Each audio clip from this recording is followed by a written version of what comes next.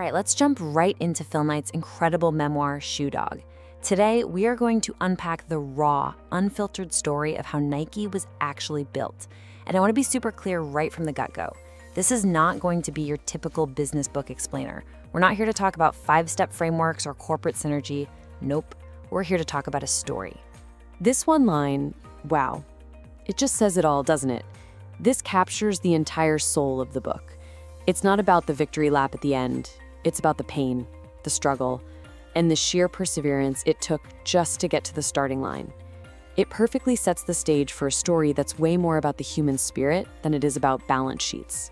So why does this story hit so hard when, let's be honest, a lot of business books just fall flat? Well, it's pretty simple. Most of them polish away all the good stuff.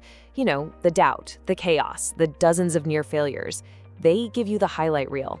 But Shoe Dog, it gives you the gritty, behind-the-scenes documentary. And you can really see that contrast right here. On one side, you've got the standard stuff. These sanitized success stories, just packed with corporate jargon and neat little bullet points. But Shoe Dog is the total opposite. It's an unfiltered memoir that's all about emotional honesty. I mean, it reads more like a thriller than a business manual. And that's really the point. This book is the antidote to all those sterile, boring success narratives. Phil Knight basically invites us right into the mess, into the uncertainty, and into that constant feeling of being just one bad phone call away from total collapse. It's a candid memoir, not some step-by-step guide. So where did it all begin? It started with what everyone, and I mean everyone, called his crazy idea. It sounds so simple to us now, right? Importing high-quality, low-cost running shoes from Japan to sell in America. But back then, it was completely unheard of. People laughed at him. But this was the tiny seed from which the entire Nike empire would eventually grow. Yeah, because there was absolutely no magic moment. This was no fairy tale of overnight success. Not even close. The book details years and years of relentless uncertainty.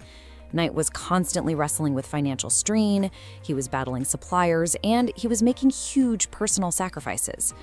All just to keep that crazy idea alive. Okay, so what can we actually learn from all this chaos? This next section is all about the lessons that don't come from a textbook. They come from the trenches, from the messy, unpredictable, and often brutal reality of trying to build something from absolutely nothing. And as we look at these key themes, you notice something right away. These aren't business school buzzwords. They're raw, human experiences. It was all about pure entrepreneurial grit and a vision that demanded taking huge risks. It was about building this loyal, maybe a little eccentric team that cared more about authenticity than theory.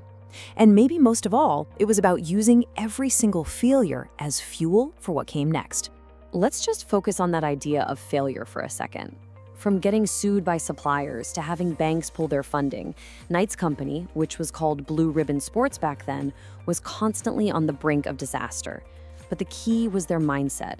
They reframed every single setback. A problem with a supplier? Okay, that was the catalyst to start designing their own shoes. A bank cutting them off? Well, that was the opportunity to go find an even better financial partner. You know, what makes this book so powerful is that this story isn't being told by some invincible, perfect CEO. Knight is brutally, refreshingly honest about his own insecurities, his doubts, and all the mistakes he made. It makes him incredibly relatable. It shows you that you don't have to be perfect or fearless to build something extraordinary. In fact, it kind of shows that doubt is just part of the process. Okay, so you might be thinking, this is a great story for a startup founder, but what about me? I get it. But this is where we connect the dots, because this rebel story has a ton of relevance for literally anyone in the professional world, no matter what level you're at. It really boils down to 3 crucial takeaways. First, you get a realistic, non-sanitized view of what success actually costs. Second, you learn that a truly authentic brand isn't cooked up in a marketing meeting, it's forged in crisis.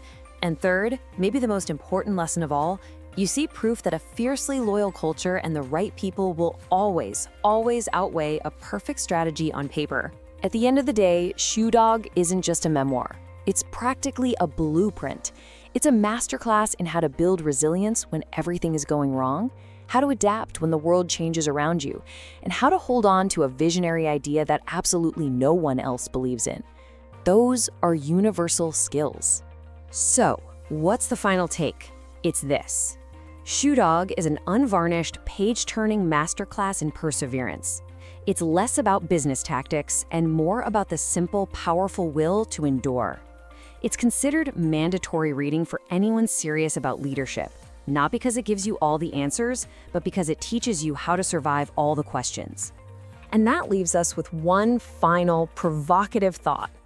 Phil Knight had his crazy idea that he protected and fought for against all odds. So the question the book kind of leaves you with is this: what's yours? What crazy idea are you refusing to give up on?